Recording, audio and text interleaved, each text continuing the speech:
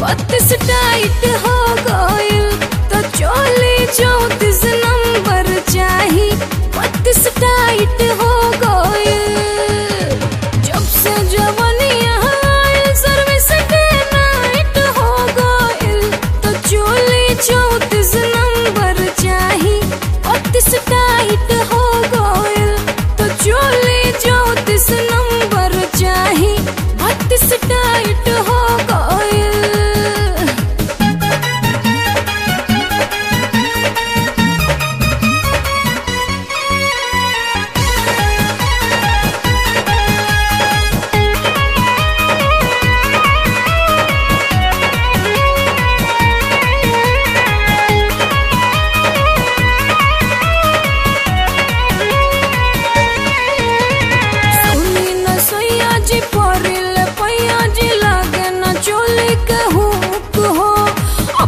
चक्कर में रहेला हरदम कैसन जवानी का भूख हो। सुनी न सैया जी परिल पैया जी लागे न चोली के हुक हो। अपने चक्कर में रहेला हरदम कैसन जवानी का भूख हो।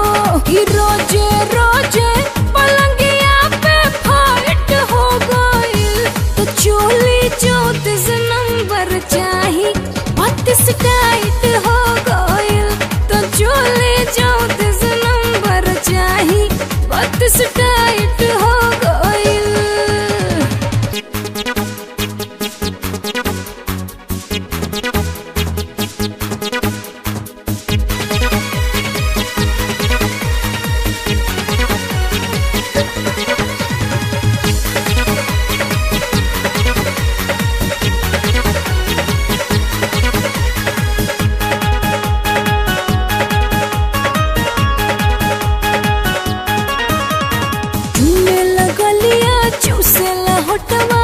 रहेला अपना फायदा में रहेला हरदम घर में घुसल कर न काम कायदा में।